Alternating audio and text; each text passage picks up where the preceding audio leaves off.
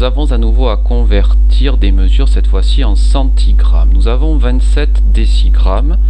27 décigrammes, l'unité est donc au décigramme. J'y pose un petit point au décigramme, voilà comme cela. Et ensuite je mets l'unité du décigramme. Et ensuite la dizaine du décigramme. Et je souhaite savoir combien cela fait de centigrammes. 10 fois plus de ce fait là. Enfin c'est la même chose bien entendu, mais c'est 10 fois plus petit. Ça fera donc 270 centigrammes. 36 grammes maintenant. Je mets mon unité au gramme. Je mets donc un petit point au gramme. Et je pose l'unité des grammes, la dizaine des grammes également. Et je veux savoir combien ça fait de centigrammes ici. Donc, je sais que ça fait 100 fois moins. Donc, je dois y apposer 2 zéros, 3600 centigrammes. Troisième, 1,8 g. Alors, quand j'ai des virgules, je pose directement la virgule puisque l'unité est toujours à gauche de la virgule. 1 gramme et la partie décimale c'est 8. 1 gramme et 8 décigrammes par conséquent. Je veux aller jusqu'au centigramme, mais attention, l'unité devant se retrouver toujours à gauche de la virgule, il faut donc que je déplace ma virgule ici. J'ai mis une petite flèche pour que tu puisses t'en rendre compte. Donc l'unité, je répète, se retrouve ici. Nous avons donc 180 centigrammes. Et pour 450 milligrammes, l'unité ce sont les milligrammes. C'est donc ici. Je pose un petit point et ensuite j'écris le 0 de l'unité, la dizaine, puis vient la centaine, et je la veux en centigrammes, donc je voudrais déplacer l'unité ici, et comme je veux la déplacer ici, je n'ai pas d'autre moyen que d'écrire une virgule pour la mettre là.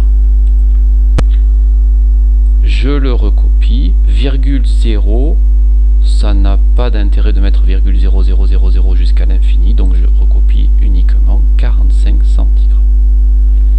Pour la deuxième partie, pour tout ce qui était pour les grammes, alors tu auras compris, l'unité est au kilogramme, je vais un peu plus vite maintenant, je pose un point au kilogramme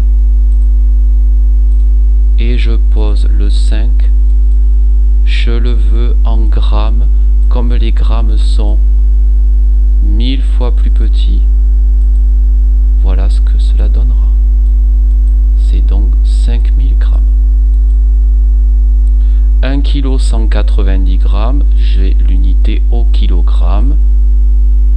Je pose un point.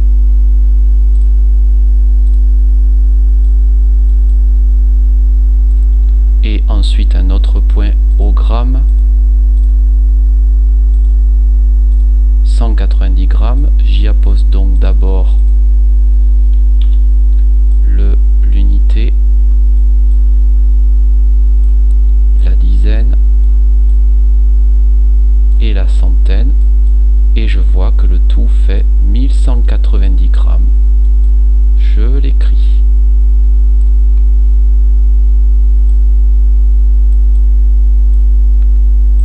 « 3,076 kg, l'unité est au kilogramme, je sais qu'elle est toujours à gauche de la virgule, je l'ai déjà expliqué plusieurs fois. Je poserai donc le 3 pour dire que ce sont les unités, et ensuite la partie décimale, c'est-à-dire la partie après la virgule. Et je le veux toujours en grammes, donc la virgule va être ici, puisque l'unité est désormais ici. J'ai inscrit une petite flèche pour te le montrer, ça fait 3076. 3076 grammes bien entendu. 12 kg 5 grammes. Je mets un point au kilogramme, ça fait le 2 de l'unité. Le 1 de la dizaine des kilogrammes, puis ensuite en grammes. Au gramme, je vais mettre un 5. Voilà qui est fait. Entre, il n'y a pas de nombre et on le veut toujours en grammes. 12 005 grammes. Le dernier, 10 kg. Je pose donc mon unité au kilogramme. Je pose le 0 de l'unité, le 0 de la dizaine, pardon, le 1 de la dizaine, je me suis trompé, le 1 de la dizaine, et je vais jusqu'au gramme, puisque l'unité va au gramme encore une fois. Ça fait donc 10 000 grammes. Pour le troisième exercice,